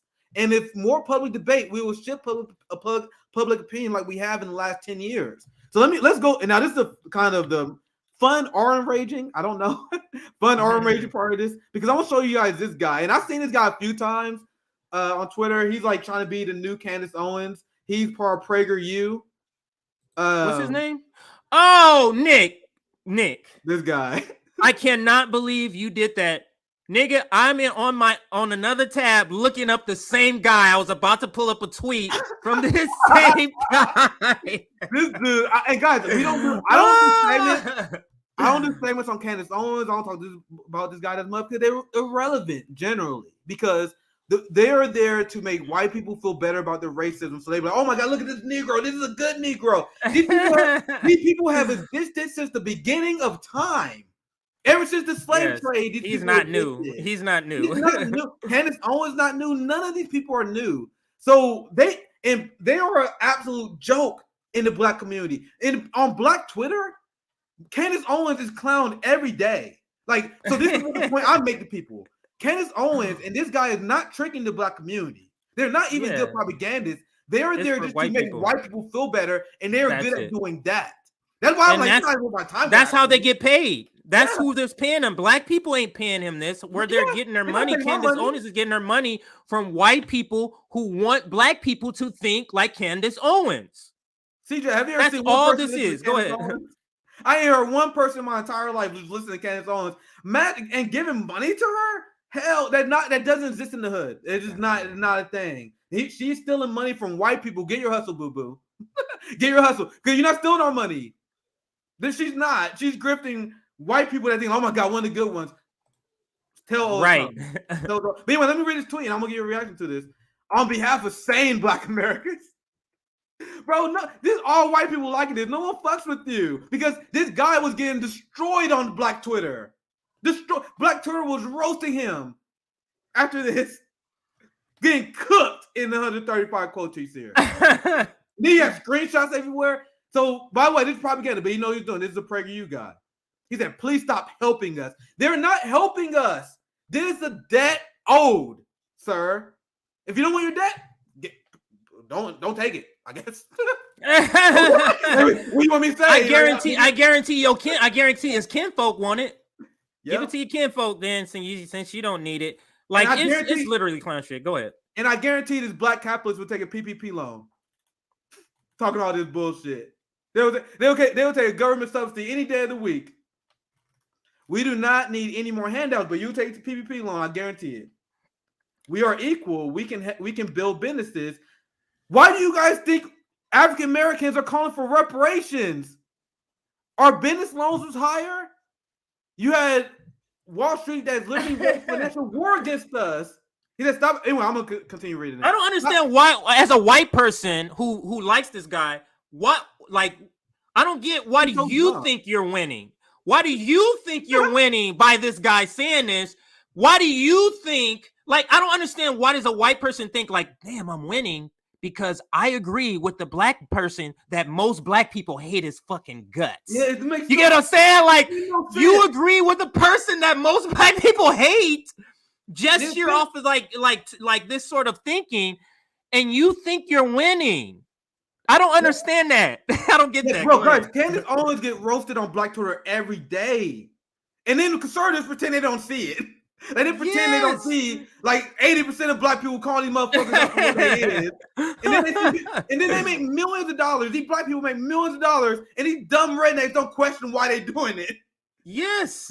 So you guys are getting hustled. That's why I'm not even mad. I don't even cover these people like that. I'm like, you hustling white people. Get your hustle. We ain't taking none of our money. Let me show you. You from the same guy. Yeah. I mean, oh God, this one right here. Look at this. To black people who are descendants of slaves, why don't you ask for reparations from the descendants of the other Africans who sold your ancestors into slavery? It is so preposterous. Contrary to popular belief, white people aren't always the villain. They really think they have something with this. I think conservatives say this all the time. Like, if you want to blame our African ancestors for selling us, okay, that does not dismiss your white ancestors. How does that dismiss the white people that benefited from it? How does that dismiss the white families that got generational wealth? It is such an absurd point. Q Anthony Amene speaks on this and how this is really a bogus retelling of the story. So what they're talking about, they just grouping all of us together. This was different tribes, and you can go back. I clipped that fucking video. That's how I know I can almost regurgitate what Q said. Like it was different tribes who were all fighting amongst each other, and they weren't just like the Native Americans said, yeah, you can have some of this land. It's for everybody. And they took that to mean, oh, I own this shit. You get what I'm saying? So what they're taking is these tribes who had fighting, that was going on in fighting, who had prisoners from other tribes. Yeah, take this prisoner. They didn't say, oh, go sell Africans into slavery. It's that misconception that they keep trying to sell Africans were selling. No, they weren't, motherfuckers. It was a lie, and it is a lie. Just keep being repeated. And I want to bring on Q Anthony and Mene again. We're gonna bring to back talk specifically about this particular thing that he got into on that stream when the last time he was with us. But Nick, here's another one. You're not responsible for your great-great-great-grandparents' decisions. If you have never owned a slave, then don't apologize for slavery. End of discussion. Now, you tell me, who does this serve? Who does that serve? Who does that serve? And why does a black person feel like they the need to come out and say that?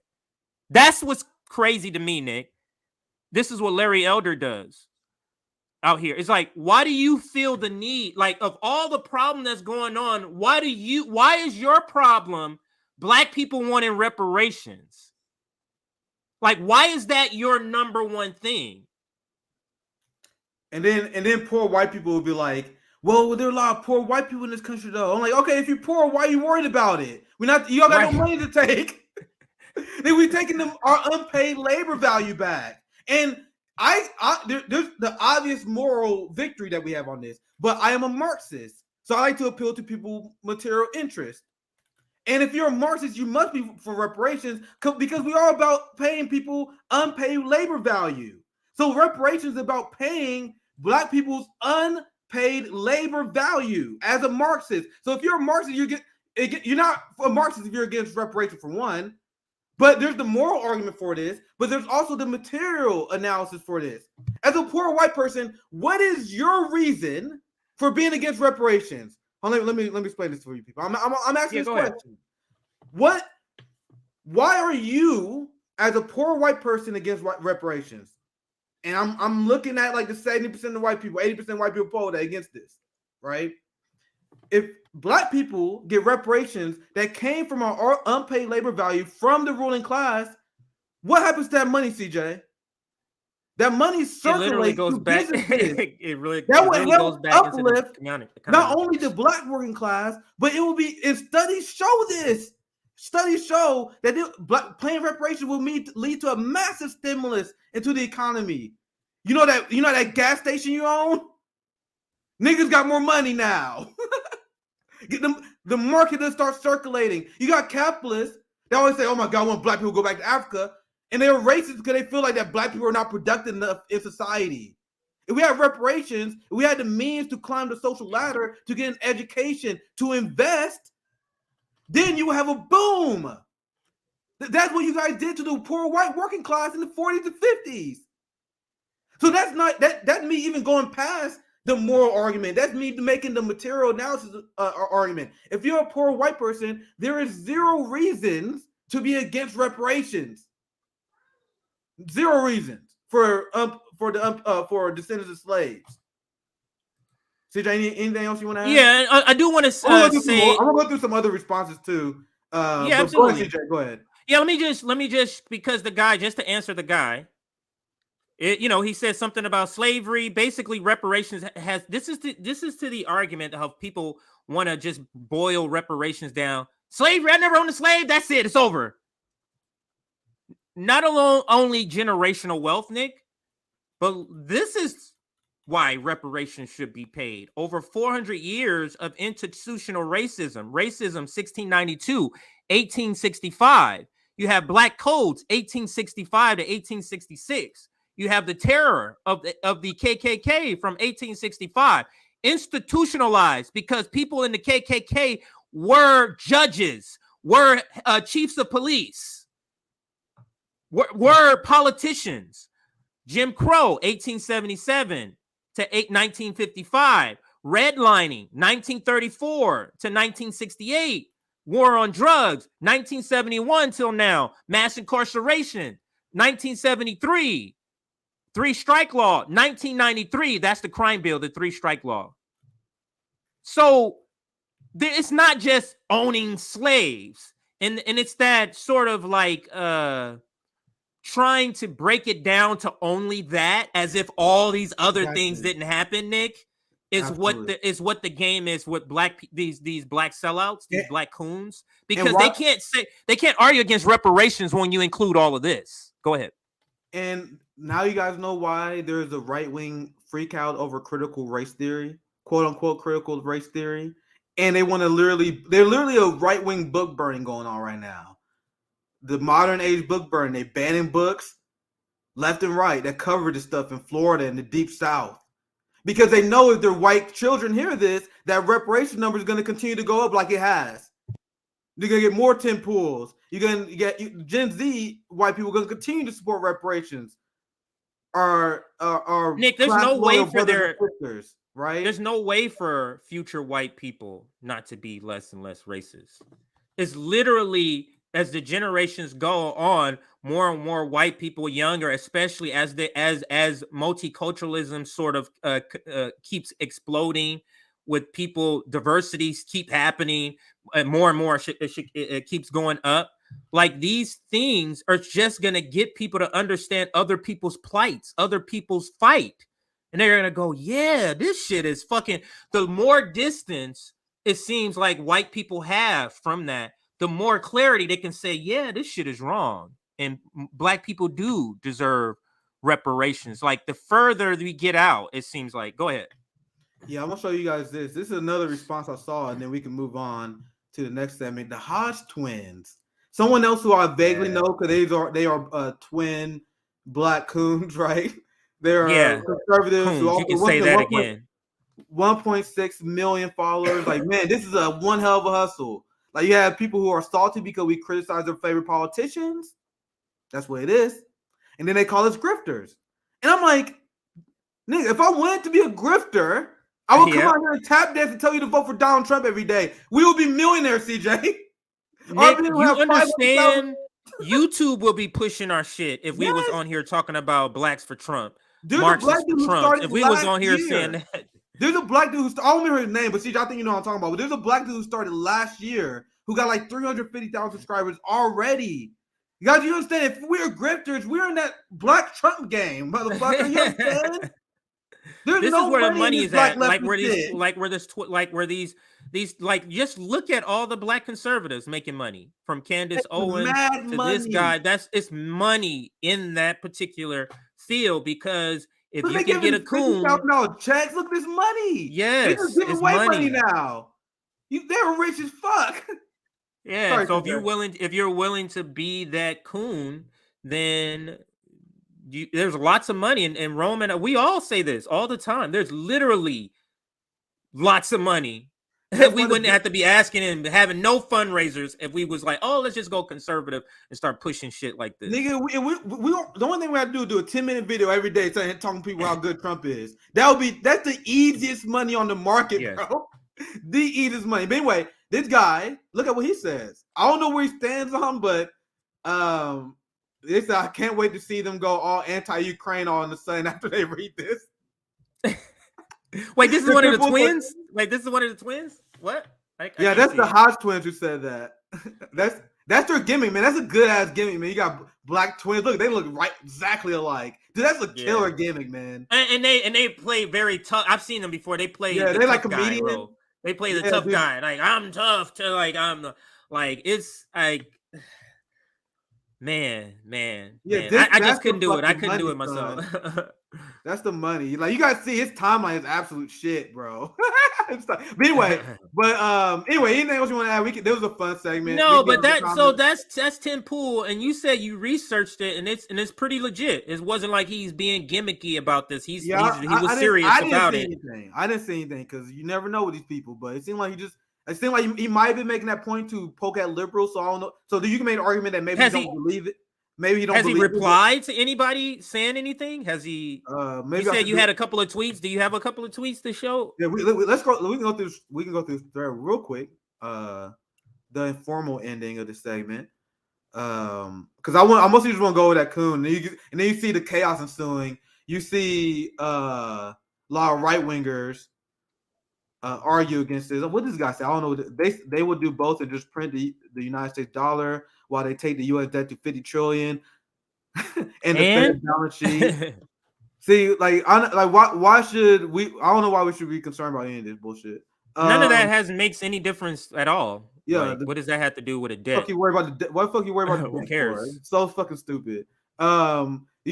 You guys really need to learn modern monetary theory. That's literally the dumbest shit to fucking worry about. You can tell, this guy is literally entrenched in U.S. propaganda. That's a whole nother fucking story. I need to get expert on it. Like, to be worried about the U.S. debt as an advocate of the U.S. working class, that is brain rot shit. That literally would take a whole stream to explain. I would have to bring on a few modern monetary theory experts on. Literally the dumbest fucking shit. That's how you know they have no argument. When they had to bring up the debt, they have no argument. They're like, yeah, we know we owe them a debt. Yeah, we stole their labor value. But that has nothing to do with anything. Like we owe rent, and what does that have? Like, you owe a debt, and what does that have to do with anything? Like, were you telling us, oh, if I pay this debt, then we owe more money? Yeah. When you pay a debt, that means you have to pay out money. Yeah, and what? Like, I don't look at this one. What does that have to do with this is a typical response you get from white people. People who never owned slaves are supposed to hand over people money that were never slaves, their hard-earned money. For one, like I said, if you're a poor white working class person, you're not paying anything. You got no money. If you're rich and you come from generational wealth, how did you get the money? And it's not even coming from you. It's literally coming from taxpayer money. And if you read modern monetary theory, that had nothing to do with you.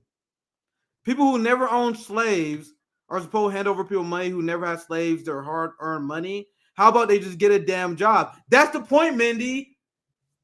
Unpaid labor value. Jobs now don't pay our fair labor value. It's literally like people, like, at this point, Nick, there is no intellectual argument against it. It's just vibes. So it's just I'm against it because I'm against it. Debt. And what does that mean? Yeah, when you owe money, yeah, your debt usually go up when you pay your bills. That's math. That's how usually it works. But we can cut it there. We got the Intercept story, which is quick. Yeah, I think that's the last story, unless you have something else. That's a good one to wrap on. I'm gonna show you guys. Yeah, go ahead. The NATO left is so absolutely cringe. So the Intercept, Glenn Greenwald left there because they said that he can't talk about the Hunter Biden laptop story. Aaron Mate has a ton of criticism of the Intercept. They started off as a publication that's supposed to challenge power. Now they're straight up repeating MSNBC talking points that makes no sense. So here's their article, where they are still to this day Russiagating and fear-mongering against Russia and China. You know, that should be the priority of a leftist. And it said, and I'm going to explain why this is so ridiculous. Hacked Russian files reveal propaganda agreement with China. And they pretty much going to this insane thing. I'm gonna pull the tweet because they get ratio pretty bad. And this is the guy who write this story, because this is their tweet. This information is an old Russian government tactic. That's how you know this is propaganda. What does that mean? That the Russian government, the only people that do disinformation? Disinformation is universal, and the West mastered it. So why are you saying it's an old Russian government tactic? What does that mean? You guys know the Soviet Union defeated the Nazis, right? The Nazis were notorious for disinformation propaganda campaigns. So why are they calling it an old Russian government tactic? Why not call it an old German tactic? You guys see what I'm talking? There was massive propaganda on the side of the West. Why not call it Western? Like, this is how you know this is propaganda. And this is Aaron Good, and I'm gonna get to the article after reading his response. The Intercept is owned by U.S. intelligence connected tech oligarch. Just stating this fact in context of this article is not so different from asserting that the Intercept is functionally or probably literally an intelligent cutout. And our friend Aaron Good, He's killing the game. He is not exaggerating. This is the person who wrote this article I'm about to read you. He says at some point, someone's got to ask, have they done any Nazi-like stuff? Talking about the Azov Battalion. Since February 24th. This guy is a journalist who have not been paying attention to the Romanis, the ethnic Russians, the black people who've been assaulted in the war crimes that the Azov thugs did this year. This is beyond disgusting. This guy who works for the Intercept is doing Nazi apologia. This is unbelievable. CJ, anything you want to add before I get to this? Is literally unbelievable. They got a Nazi apologist writing for the Intercept. They are whitewashing the crime. They watched that on the Jimmy Dore show. What they're doing by whitewashing the crimes of the Azov thugs so people can go along with the Ukraine war is disgusting. Look at what they did to Romanis. They are persecuting the Catholic Church right now. They went after and attack socialists, communists, anyone who go against their agenda. They are textbook Nazis. They're not neo-Nazis because they directly track their lineage to the Nazis in the genocide of the Jews in the Holocaust. I'm gonna show you. I'm gonna see. Here's the Stefan Bandera worship. I'm gonna show you guys this. People that keep trying to minimize the Nazis in Ukraine, they literally have a holiday and streets named after a guy. I saw that video. Who helped coordinated the Holocaust and was responsible for over 100,000 Polish Jews dying. Look, I'm going to read this tweet from Vera. The Ukrainian church, the only church in the new democracy of Ukraine, celebrated. Remember, Zelensky banned churches who they view being pro-Russian. Celebrates remember, Russia and Ukraine has a connection that goes back centuries. Zoya from the former USSR in Ukraine. She would tell you this better than anyone. I had a long conversation with her about this. All the time, Ukrainians and Russia will go back and forth. There is long-term, especially on the eastern side of Ukraine, connection with the Russian government. So the Azov thugs who view Russians as an Asian horde because they were conquered by the Mongols, so they don't have pure European genes because the Mongols conquered them. So they don't view them as Anglo-Saxons. So they want to separate or turn the state of Ukraine to an apartheid state where there are second-class citizens. That is the political agenda of the Azov Battalion for the last 8 years, at least. Actually, longer than that. But they are apologized for by the Intercept, by the writers, and the NATO left all the time. Nazi apologia right in front of our face that we as black left is supposed to take, that we're supposed to be okay with. Anyway, let me read this tweet. I'll give you here, CJ. Ukrainian church, the only church in the new democracy of Ukraine, celebrates the birthday of Stefan Bandera, a Ukrainian Nazi responsible for slaughtering thousands of Polish Jews. So you guys already seen it. No need to replay the audio of it. You got holidays, you got streets, but people will deny that this guy is a fucking Nazi. So let me get. You can feel free to tell me if you have anything you want to add. Yeah, I got some receipts once you're done with yours, right here. Yeah, I'll just read the first few paragraphs because you can always see this is nonsense. Soon after Russia invaded Ukraine, a Russian defense ministry spokesman he said debunks claimed about U.S.-funded bioweapons programs, accusing Ukrainian labs of experimenting with bat coronavirus in an attempt to spark covert deadliest pathogens. Disinformation is an old Russian government tactic. That's literally straight from the CIA. You literally hear Joe Scarborough on MSNBC say that. And they say, but this time, Russia had help. Within days, Chinese officials and media outlets have picked up lies and were amplifying and expanding on the biolab's yarn. The Chinese Communist Party. You see how they got to make sure they say it like that. You know, the Intercept says like that too. The Chinese Communist, instead of just calling them China. Like, imagine how would you look at a European when they were talking about the United States? They would say the Democratic Party said, they're like, no, the United States. What do you mean? That's what they do with China. That's the ruling party that the majority of Chinese people support. But that's a scary tactic that they use. So they pretty much write an article that can be straight out NBC, pretending that Russia and China are uniquely engaged in propaganda. Since the war broke out in February, experts have been struck by a convergence in Russian and China media narratives.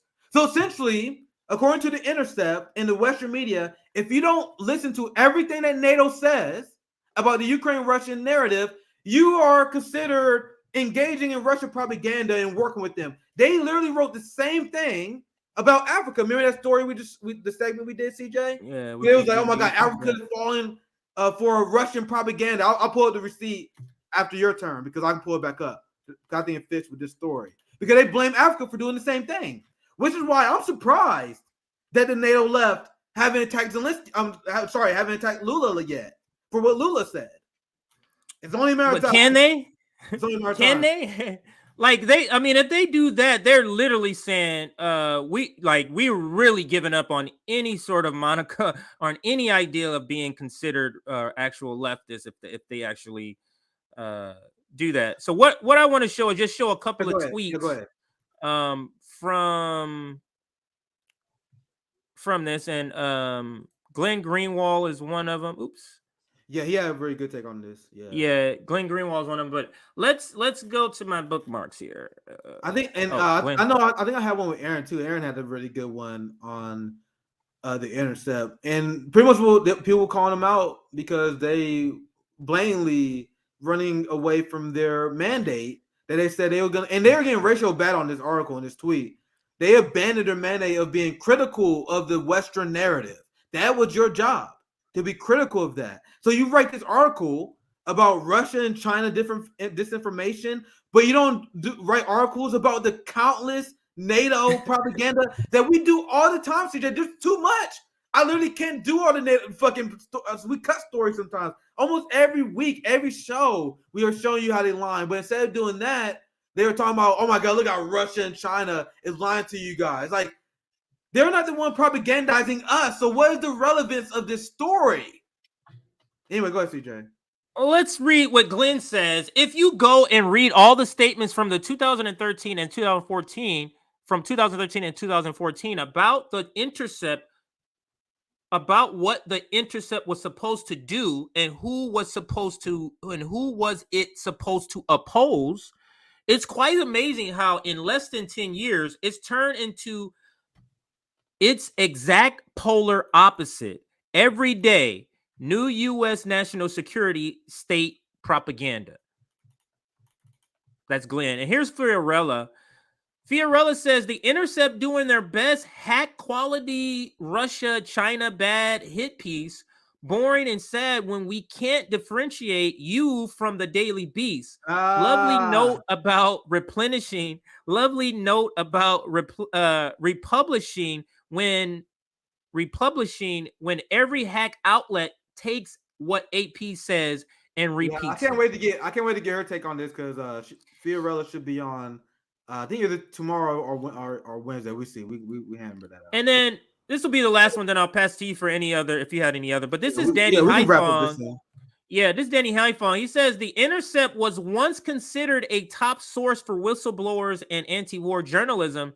Now it's a haven for Russiagate conspiracy theorists serving their billionaire master. I always say this name wrong, but Omiyar, screaming Russia rather than the real enemy, U.S. empire. So just that was just another ratio. Also, I gotta include this to wrap this segment up because I gotta say this every single time. And Misty, my friend, comment Misty, we have to make sure this is 100% clear. The Intercept burns whistleblowers. We should never let them off the hook for that. And we should. Here's Ben Norton. This is a while ago. The U.S. federal judge ordered the arrest of whistleblower Daniel Hale, who exposed U.S. drone assassination program for killing civilians. He has been killed and faces 3 to 5 years in prison. He is yet another source burned by the Intercept. If you're a whistleblower or if you want someone who wants to get someone a source, do not go to the Intercept. They are establishment clowns. Don't do it. Let's see if I find.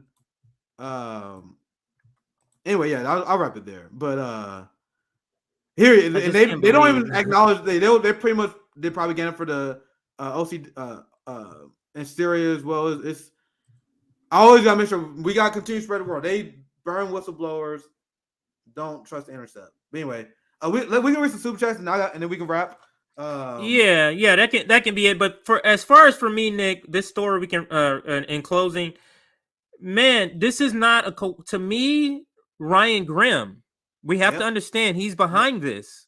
He's the Washington bureau chief for the Intercept, and if you think he's telling fibs about the strike-breaking squad, you don't think anywhere else. Like I said, once he became fully exposed to me, I can't unsee it. I can't unsee this guy whatsoever. I mean, just think about the dryness of this guy, and he just keeps getting new gigs with the breaking points. Like it's just something about this guy I don't trust. I wouldn't be surprised if he's State Department. I wouldn't be surprised whatsoever. Go ahead. Yeah, he gets checks from billionaires. But we can move super chats. Yeah, any super chats? I think I starred like two or three of them, maybe. Yeah, and if I miss any, you can pull up the ones that I missed. Susan, thank you for the $5. Damn, sorry for served my words, but you know what I mean. Happy New Year's. Y'all say you're making things change. Yeah, that's what it takes. I'm thankful. I think I missed this super chat. I think that's what the context is. Happy New Year to you. Happy New Year to you. Seems like anger still highly appropriate. Okay, heads, and love you guys. Time to tell. Y'all are making things a difference. Thank you, Susan. Man, I don't know about show with that one, but thank you for $2, Andre. If you can't trust the CIA, SS, who can you trust? Very powerful, sarcastic comment by our man Andre there. See anything else we have here? I'm looking through right now to see if I missed anything. Yeah, no one for Susan. Like I said, this is embarrassing, and the clarity and outcome on a positive. No, well, thank you, Susan. Maybe I should have read her in order. But anyway, thank you for super chats. In schools, thank you for $4.99 NK. And in the United States schools, we were taught that the U.S. won World War II. Yeah, I remember that. It was Russia that broke the German. Yeah, it was the Soviet Union. It was the communists who defeated Nazis. That's why Nazis hate communists. That's why real communists hate Nazis. That's why we don't even need a complex reason to be against the funding Ukraine. We're against funding Nazism and promoting Nazism in principle. That is the polar opposite of what it means to be a communist and a Marxist. It's our enemy. It's our enemy. So you got sock dems and liberals that enable fascism now. They're not leftists. That's all I have to say. This is the last one I see. From GV Black. Thank you for $5. Urgent breaking news. Support RBN via monthly donations. Engagement on mainstream billionaire apps like Twitter and YouTube. Obviously, tell all your friends and family. And I do appreciate the community. We got almost 500 live viewers. We've grown a lot this last year because you guys have been sharing our streams, liking, and all that. It's not the algorithm that's helping us. The algorithm is killing us. A lot of people have been telling us they've been unsubscribed. So the only way we have grown is because you guys have shared our stream. Also, great allies and comrades like those at the Convo Couch, like George Galloway as well, Brown Joy Gray, Jimmy Dore. Big shout out to all those people who platformed us on their show because that's how you guys find us. No one's finding RBN through the search bar and through recommendations. Nope. It's because you guys share the videos, and it's because comrades and great allies like Jimmy and others platform us. That's what it is. So much shout out to the community that help us grow, and we're gonna continue to do good things. So much love to you guys. As you guys can see, I'm getting kind of tired. But anyway, CJ, I'll pass it to you. Any last thoughts? Any final announcements? Yeah, no last thoughts, but I will say this. Erin is our editor, and she's doing a great job. And we will be having, weekly, monthly fundraisers to keep our worker coffer sort of full. And right now, we're on the hunt for raising more money for this month's pay for our workers. So employment and labor, please send what you can to our Venmo and Cash App, and we will be paying our staff appropriately. Also, if you want to be part of our Substack, make sure, part of our Discord, join our, sorry about that, Nick. Join our Substack. And you will also get the link to our Discord if you join our Substack. So notifications on top of that, you get a link to our Discord if you join our Substack. Email us if you want to be a volunteer. Email us, and I put that email up earlier. So go ahead, Nick. Yeah, and Nima said, "Thank you for $5. Stop insulting Ryan Grimm. You're making the Vanguard upset." Man, y'all wilding out. Y'all wilding out now. Y'all try y'all best to get us to say something about the Vanguard all the time. That's a funny comment. I'm gonna head out. I'll see you guys tomorrow. Yeah, go ahead. We disagree with the Vanguard on certain things, but you're not gonna get us to just go ham on them without cause. So that's just not what we do. Outside of that, we're gonna leave you with this outro video. I will toss up your comments as I go. And where is it? Here it goes. Here we go. 22. Norwood Hasty was asked if he thinks slavery was immoral. No, I don't. Because when a slave came from Africa, he couldn't speak the language. He was totally untrained to do any job at all that would fit in with the civilization. Someone had to take care of him. Someone had to take care of him 24 hours a day. And it's pretty hard to do that unless you owned a person. So I think slavery just had to be in those early days. Mr. Hasty, what was life like in those early days? As far as the colored people were concerned, I feel that they were a good bit happier than they are now. They had less in the way of material things. But I can remember back in the 20s when I was a small boy, they were always singing at their work. They had a great sense of humor. Now today, they just don't seem to care much about that as they used to. And I think they've lost their sense of humor somewhat, which I deplore. What do you think are the differences between the races? I think there's a refusal to accept responsibility. I think there's a lack of motivation. I've tried here to promote people to foremen, superintendents, but they just refuse to do it. They just don't want the responsibility. They don't worry like the white man. If they have troubles, they go to sleep and wake up the next morning, and that trouble is over. Is it possible that white people have something to do with the lack of ability for blacks to assimilate into this culture? Absolutely. The white man has certainly been prejudiced and to quite an extent unfair. But customs die awful hard. It takes a long time, and everyone knew years ago that the Negro would have to be given equality.